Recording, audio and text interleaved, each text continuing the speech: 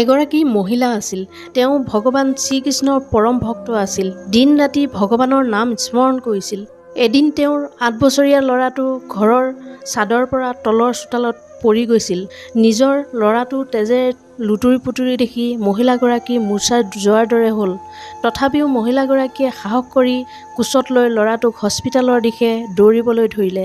হস্পিটাললৈ গৈ থাকোঁতে মহিলাগৰাকীৰ বাৰে বাৰে এটা কথাই মনলৈ আহি থাকিল যে মই ভগৱানক ইমান বেছি মানো আৰু আজি ভগৱানে মোৰ লগত এয়া কি কৰিলে। তেওঁ ভগৱান শ্ৰীকৃষ্ণক অভিযোগ কৰিলে, হে ভগৱান, মই দিনে ৰাতিয়ে তোমাক স্মৰণ কৰোঁ, তথাপিও তুমি মোৰ ল'ৰাটোৰ লগত এয়া কি কৰিলা।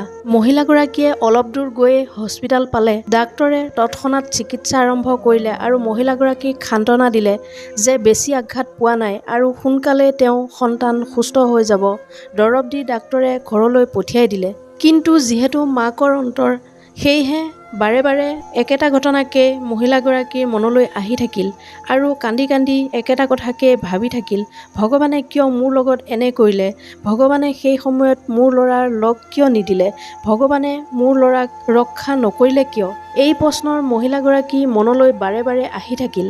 কিন্তু এতিয়া ভগৱানৰ মহিমা চাওক। সেই সময়ত টিভিত কোনো এজন মহাত্মাৰ প্ৰবচন দি আছিল, যিয়ে কৈছিল যে ভগৱানে কাৰোবাৰ ওপৰত আহিবলগীয়া কষ্ট বা দুখ বাধা নিদিয়ে, কিন্তু তেওঁ নাম স্মৰণ কৰিলে তেওঁ আমাক ইমান শক্তি অৱশ্যে দিয়ে যে আমি সহজে এই কষ্টৰ পৰা বাহিৰ হ'ব পাৰোঁ। ভগৱানে আমাৰ ৰাস্তা সৰল কৰি দিয়ে।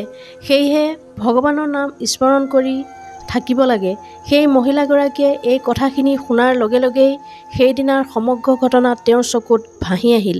য'ত তেওঁৰ ল'ৰাটো পৰিছিল তাত বহুদিনৰ পৰাই ডাঙৰ ডাঙৰ পাইপ পৰি আছিল আৰু এদিন আগতে তেওঁ তাৰ পৰা সেই পাইপবোৰ আঁতৰাইছিল।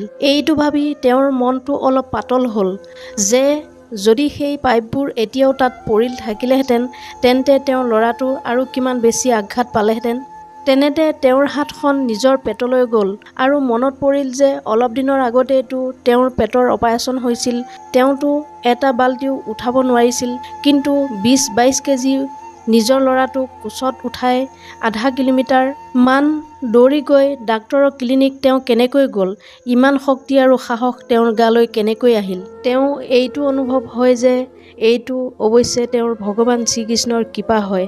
লগতে তেওঁৰ আৰু এটা কথা মনলৈ আহিল যে ডাক্তৰ বিয়লি 3 বজাৰ পিছত হস্পিটালত নাথাকে। সেইদিনা তেওঁ 4 বজাৰ পিছতো হস্পিটালত আছিল, যাৰ বাবে তেওঁৰ ল'ৰাৰ চিকিৎসা সময়ত আৰম্ভ হয়। কিজানি কোনোবা ঐশ্বৰিক শক্তিয়ে তেওঁক ৰখাই থৈছিল।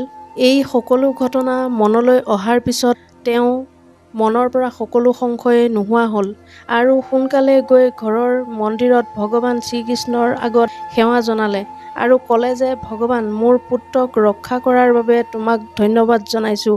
আৰু তেতিয়াৰ পৰাই তেওঁ পুনৰ ভগৱানৰ নাম স্মৰণ কৰিবলৈ ধৰিলে।